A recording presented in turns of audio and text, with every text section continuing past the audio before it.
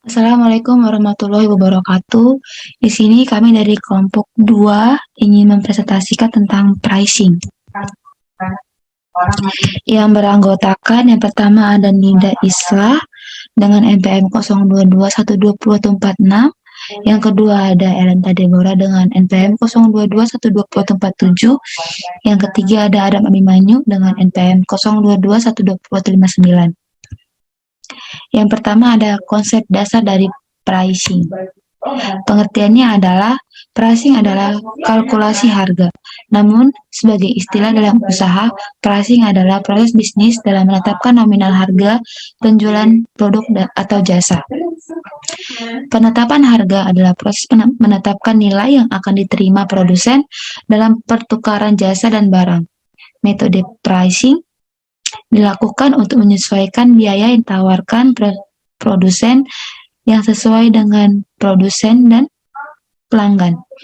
Pricing bergantung pada harga rata-rata perusahaan dan nilai yang dirasakan pembeli dari suatu barang dibandingkan dengan nilai yang dipersepsikan dari produk pesaing.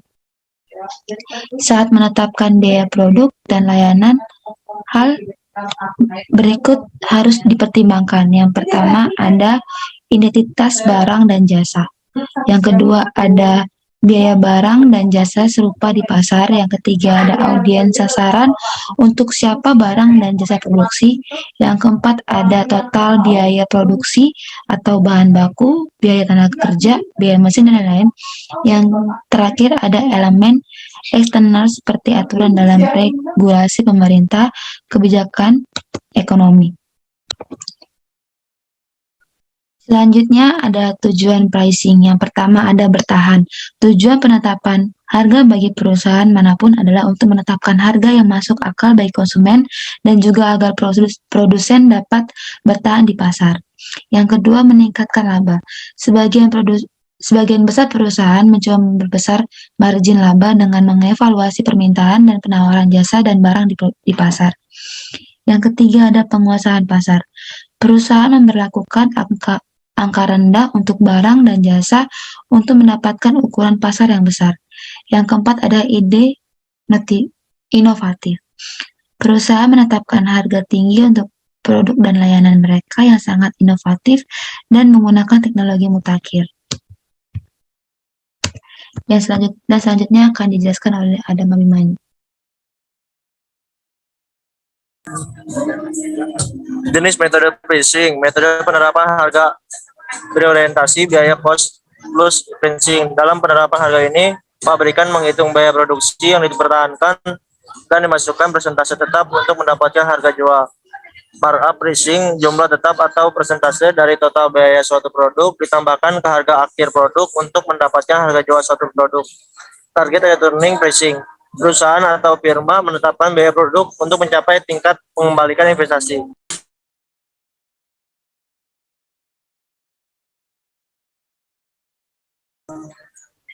Yang kedua, metode penerapan harga berorientasi pasar. Represent value pricing. Dalam metode ini, produsen menetapkan biaya dengan mempertimbangkan pendekatan pelanggan terhadap barang dan jasa. Value pricing, perusahaan menghasilkan produk yang berkualitas tinggi tetapi harga rendah. Going rate pricing. Dalam metode ini, perusahaan meninjau tarif persaingan sebagai dasar dalam menentukan tarif produk mereka. Automation tipe pricing, dengan lebih banyak penggunaan internet, metode menetapkan harga per komputer ini berkembang dari hari ke hari. Konsep dasar long run pricing. Dalam long run pricing atau biaya produksi jangka panjang, perusahaan dapat merubah atau menambah semua faktor produksi yang digunakannya. Jenis long run pricing, biaya eksplisit adalah pengeluaran perusahaan yang berupa pembayaran dengan uang tunai untuk mendapatkan faktor-faktor produksi yang diperlukan untuk melakukan kegiatan produksi. Contoh, biaya tenaga kerja, mesin, tanah, bangunan, bahan baku, dan sebagainya. Yang kedua, biaya tersembunyi adalah taksiran pengeluaran terhadap faktor-faktor produksi yang dimiliki perusahaan. Contoh, biaya untuk keahlian produsen, modal sendiri yang digunakan dalam perusahaan, dan bangunan yang dimiliki oleh perusahaan. Karakteristik keluaran pricing. Karakteristik keluaran pricing tergantung pada kurva fungsi produk sebuah perusahaan. Economies of scale, yaitu karakteristik dan fungsi produk perusahaan yang dipengaruhi pada turunnya the long run average cost sejalan dengan peningkatan output. Diseconomies of scale, yaitu karakteristik dari fungsi produksi perusahaan yang mengarah pada naiknya the long run average cost jalan dengan peningkatan output. Constant return to scale, yaitu karakteristik dari fungsi produksi perusahaan yang mengarah pada tiada perubahan dalam run average cost sejalan dengan peningkatan output. Selanjutnya akan dibacakan oleh Nida Islah.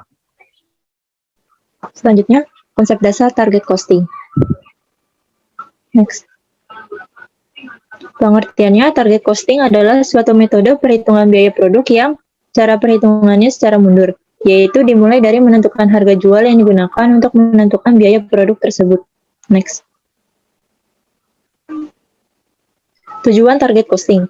Yang pertama, mengurangi biaya. Untuk mengurangi jumlah biaya pembuatan produk baru, sehingga perusahaan bisa meningkatkan keuntungan yang dikehendaki dapat tercapai.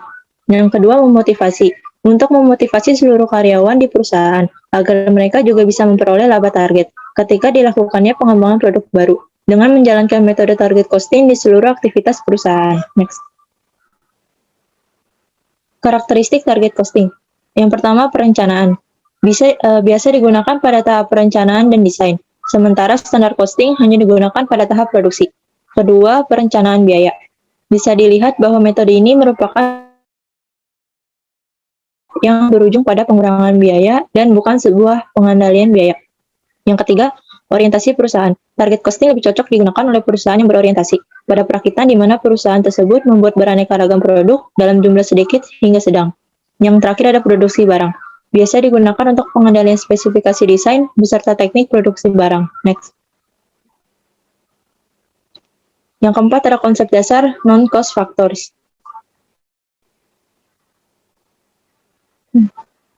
Non-cost factors in pricing. Ilustrasinya, tiket pesawat pergi pulang Boston San Francisco $450. Apabila penumpang menginap di San Francisco sampai dengan Sabtu malam, harga tiket $1.000 apabila penumpang tidak menginap di San Francisco sampai dengan Sabtu malam. Latar belakangnya, penumpang yang tidak menginap sampai dengan Sabtu malam adalah bisnismen yang traveling cost-nya ditanggung perusahaan atau kurang peduli dengan harga. Yang kedua, ada penumpang yang menginap sampai dengan Sabtu malam adalah wisatawan yang traveling cost-nya ditanggung sendiri atau sangat peduli dengan harga. Next. Peak load pricing. Menetapkan harga lebih mahal apabila permintaan meningkat atau produk atau jasa yang tersedia tinggal sedikit. Misalnya, perusahaan transportasi menaikkan harga tiket pada masa liburan. Next. Cukup dari kelompok kami. Kurang lebihnya mohon maaf. Wassalamualaikum warahmatullahi wabarakatuh.